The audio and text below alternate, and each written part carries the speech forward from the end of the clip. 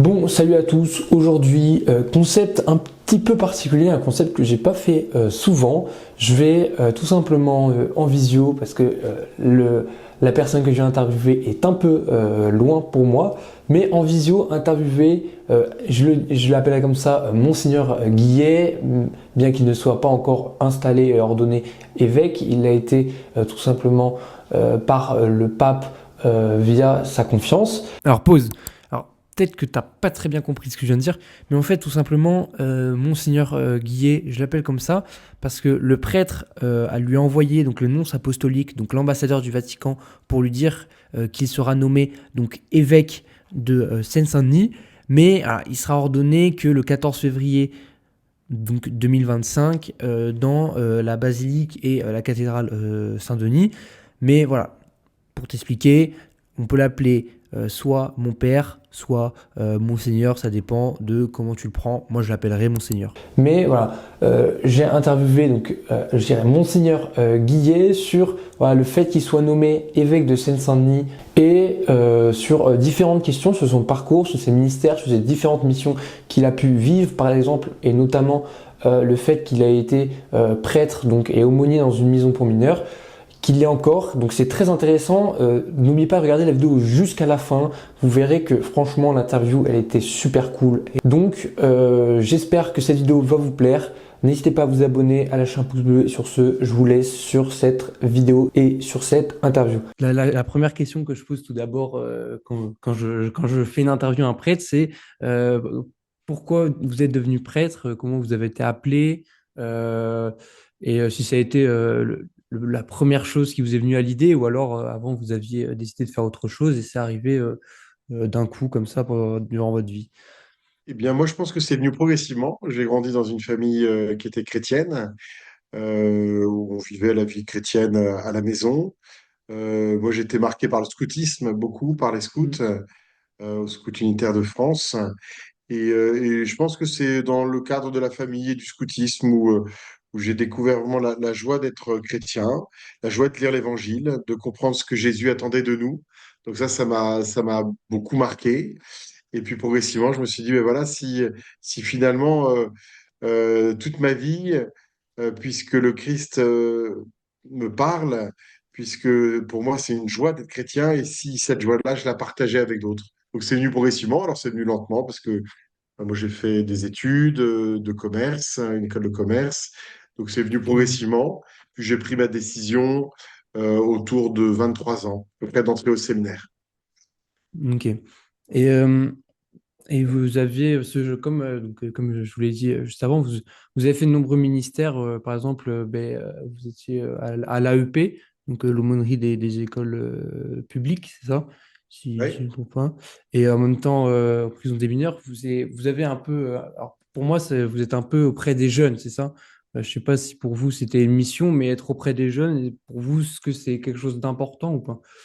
Oui, alors il y a eu tout un moment où j'étais pas mal auprès des jeunes. Je suis un petit peu moins aujourd'hui. Je le suis toujours en détention, en prison. Oui, alors c'est souvent un prêtre qui démarre son ministère les 10 premières années. Souvent, il est auprès des jeunes. Moi, je trouvais que c'était vraiment Mm. chouette de pouvoir les accompagner dans la foi. J'ai eu donc cette chance, en effet, d'accompagner quand j'étais voilà, sur ma première paroisse, tout à la fois les jeunes de la paroisse, les jeunes chrétiens, et puis également des jeunes chrétiens qui étaient, eux, en prison, voilà, dans une prison pour mineurs. Donc ça a été quelque chose de vraiment important d'accompagner la jeunesse en sa diversité, Mm. et ceux qui allaient bien, ceux qui cheminaient bien, et puis ceux qui étaient tombés, voilà, qui avaient été condamnés. Et avec la même énergie d'essayer d'être aux côtés et des uns et des autres, les uns pour que voilà, ils puissent vraiment bien construire leur vie en Christ, et les autres pour qu'ils puissent découvrir en prison combien Jésus continue à les aimer, Dieu continue à avoir de l'espoir pour eux. Et par la présence de l'aumônerie catholique en prison, on signifie ainsi l'attention du Christ pour tous, même pour ceux qui ont fait des délits ou des crimes, que l'amour de Dieu, elle reste là. D'accord. Et est-ce que c'était une expérience, enfin, Je sais plus si vous l'êtes encore, mais c'était quelque chose de compliqué ou pas d'aller voir ces jeunes en prison? Est-ce que vous voyez qu'il y avait un peu une sorte de... c'était différent de la vie que vous meniez d'habitude, ou alors c'était des jeunes qui étaient quand même épanouis, voilà. Oui, alors non, alors bah, je le suis toujours de fait, hein, j'y vais même Ouais, demain après-midi. Euh, donc voilà, ça fait pas mal d'années en fait, avec une interruption au milieu, mais quand même pas mal d'années. Non, c'est pas évident, c'est même très dur une prison pour mineurs. On peut être en prison à 13 ans en France, hein, de 13 à 17 ans. C'est dur, c'est dur parce que c'est pas un foyer, c'est pas ta maison, c'est pas un internat, c'est une prison. Prison avec des cellules, avec des barreaux, avec des surveillants.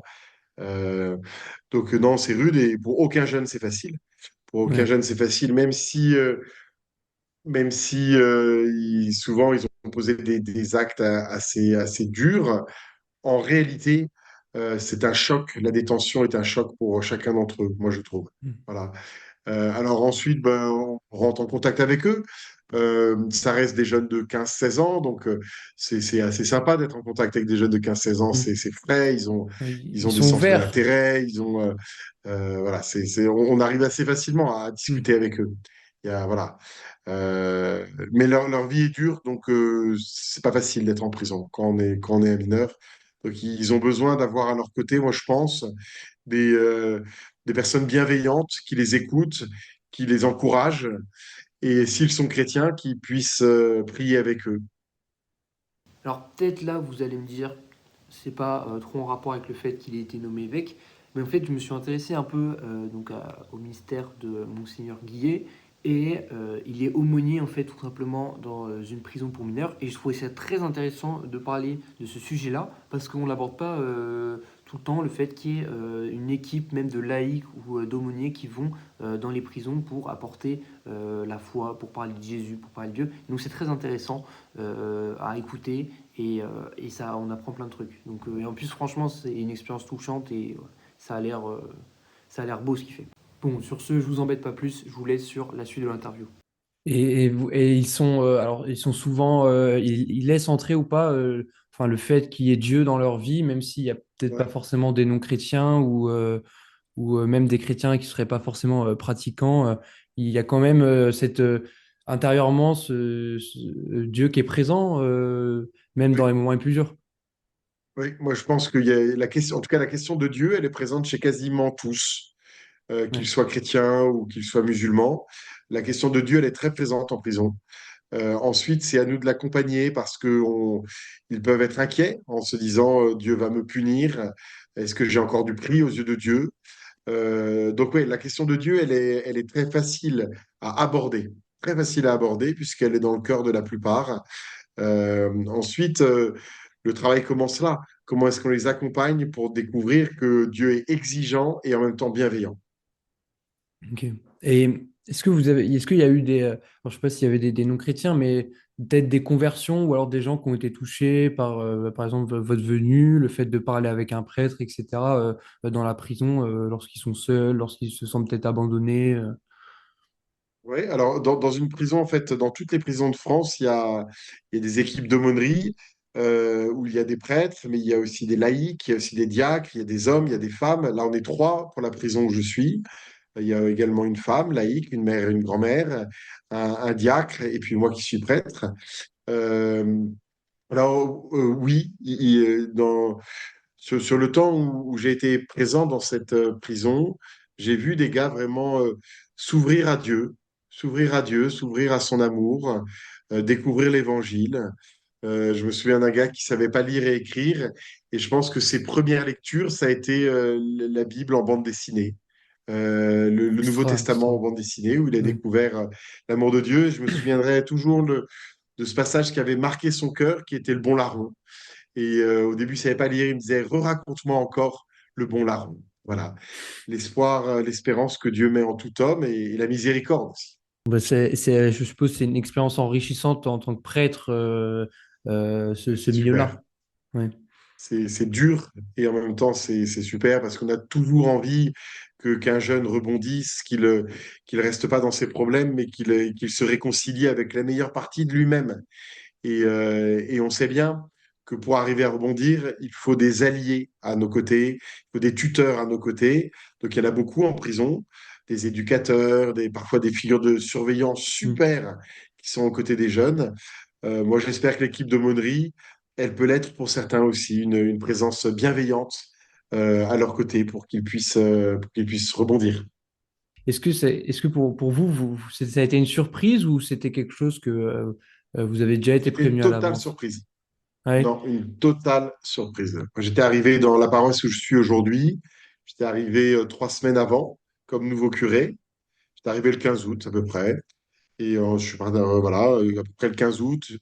Et le pape m'a fait savoir son appel par l'ambassadeur du Vatican, le nonce apostolique, Mm. euh, mi-septembre. Voilà, je venais d'arriver, mes cartons n'étaient pas encore Ok. ouverts.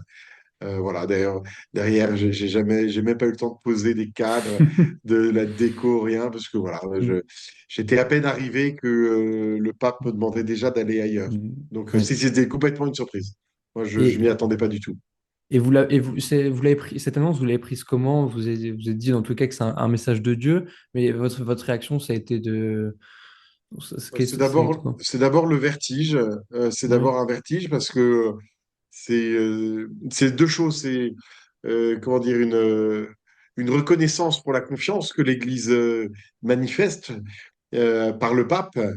Donc ça, vraiment, moi, j'étais très stupéfait, enfin, et très reconnaissant Ouais. d'un tel signal. Ensuite, il y a très vite un vertige parce que le diocèse de Saint-Denis, le département de la Seine-Saint-Denis, c'est un très gros département Ouais. avec 1,7 million d'habitants. Donc, il est très peuplé, il y a beaucoup de paroisses, il y a beaucoup de monde. C'est un peu impressionnant tout de même de se retrouver avec la charge d'âme de tant de personnes. Ouais. C'est impressionnant aussi de se dire, peut-être c'est ça même le plus important, que l'Église me demande d'être successeur des apôtres pour une population. Et ça, disons que c'est quand même pas rien d'être Oui. successeur des apôtres. Et qu'est-ce qu'il fait, le successeur des apôtres? Il veille sur l'Église et il annonce la bonne nouvelle. Voilà. Donc c'est une sacrée confiance que d'être voilà, projeté dans cette mission-là pour un département important et complexe, d'être celui qui va encourager la foi des autres et qui annoncera la bonne nouvelle pour que la bonne nouvelle soit annoncée à tous, en commençant par les plus fragiles, et des fragiles, il y en a beaucoup en Seine-Saint-Denis. Ok. Et en plus, vous étiez un curé, j'allais pas dire de petite paroisse, mais vous étiez un curé qui c'est pas forcément d'une grande ville connue, Non, etc. non. C'était vraiment. Ouais. Et J'étais curé d'une ville de 32 000 habitants, donc c'est une ville ouais, moyenne. C'est pas une petite ville, mais c'est une ville moyenne. Alors, c'est la ville de Trappes. C'était une ville qui avait quand même aussi sa complexité, qui est un peu connue pour ouais, être complexe. Et puis ouais, Mantes-la-Jolie, que j'ai rejoint, était un peu plus grosse, 55 000 habitants, qui est aussi complexe. Mais de fait, c'est pas Bordeaux, c'est pas Paris, c'est pas oui, Marseille, des villes, ouais, des villes plus petites. Donc, de fait, pour moi, c'est assez impressionnant de devoir changer de mission et hmm. changer de format aussi, parce que de passer de 50 000 habitants à 1,7 million, c'est Ouais, une c'est autre pas la même façon de chose. servir le Ouais. Seigneur et de servir l'Église. Ouais, exactement. Puis bon, vous avez répondu à ma question, parce que je voulais vous poser la question de que- quelle définition vous donneriez à cette fonction d'évêque, d'avoir un évêché, etc. C'est pour vous, qu'est-ce que vous donneriez comme mot pour cette mission? Alors, voilà, moi, je donnerais ceux de l'Église, c'est-à-dire que la mission de l'évêque, l'épiscope, c'est de veiller et d'être successeur des apôtres, c'est-à-dire d'annoncer la foi, de veiller sur la foi, de veiller sur les communautés chrétiennes.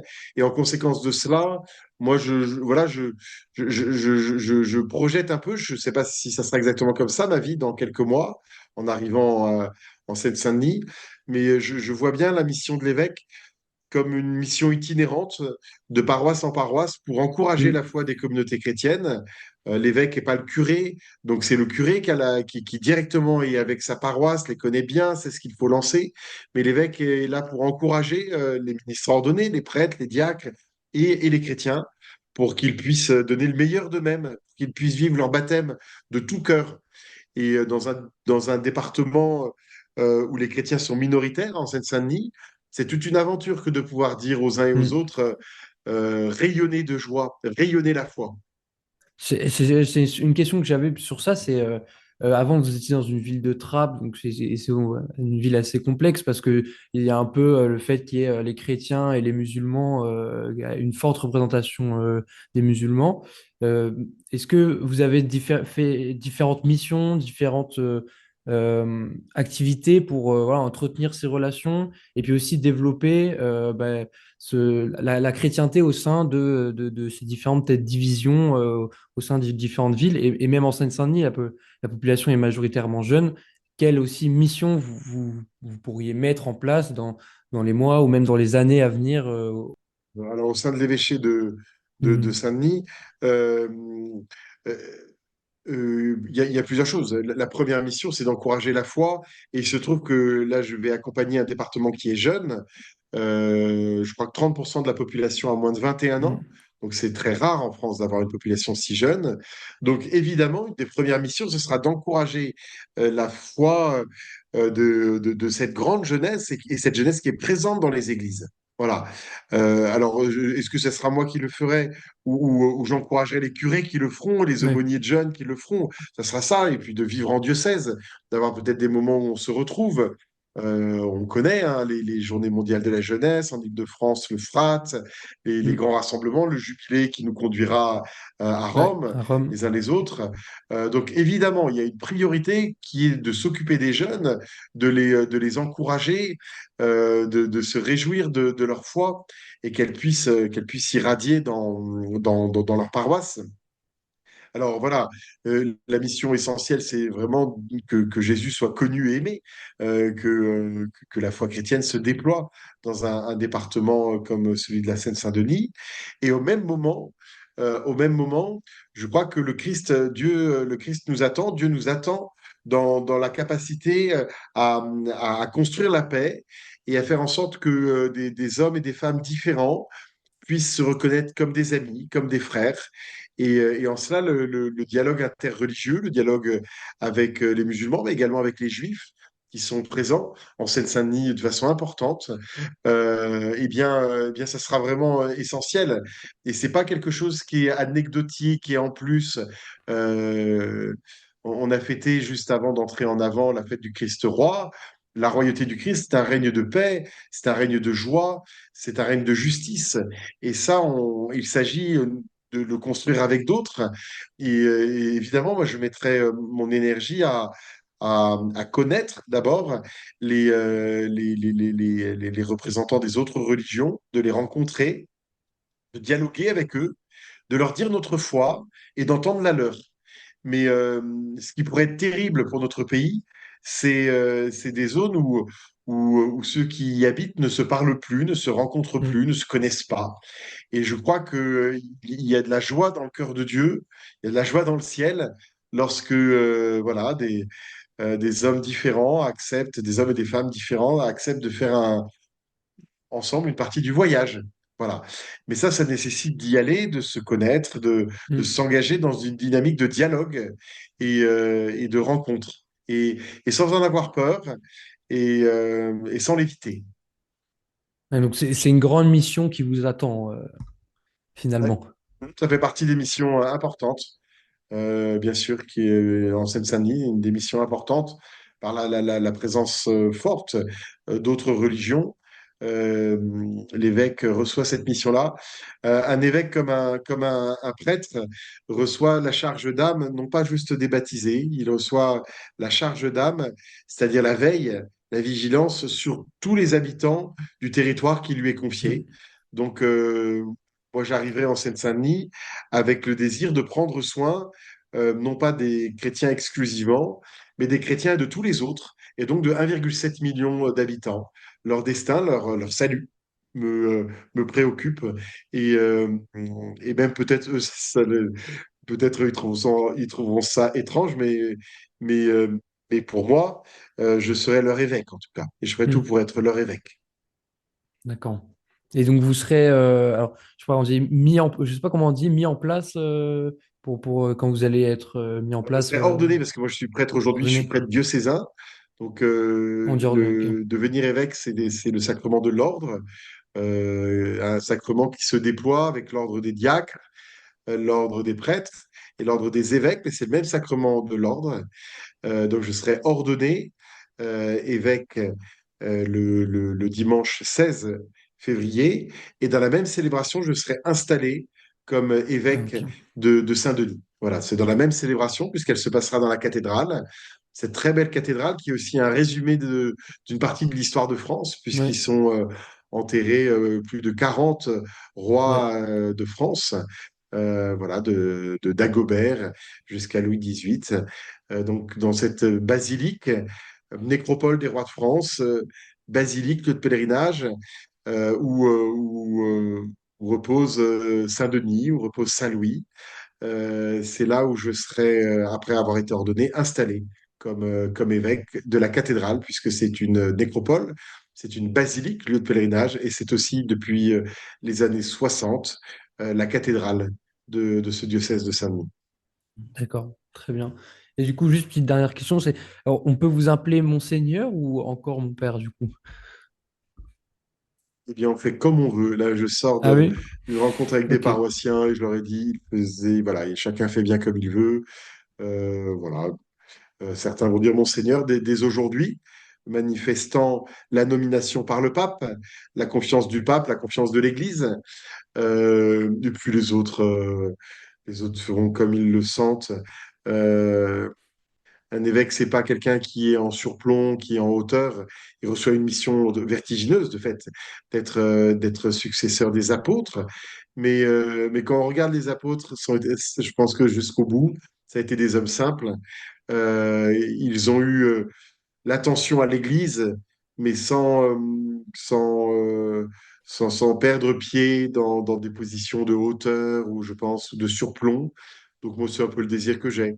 C'est d'être à la hauteur de cette grande confiance de l'Église, de cette grande mission depuis 2000 ans, hein, des apôtres, et en même temps en restant simple et accessible.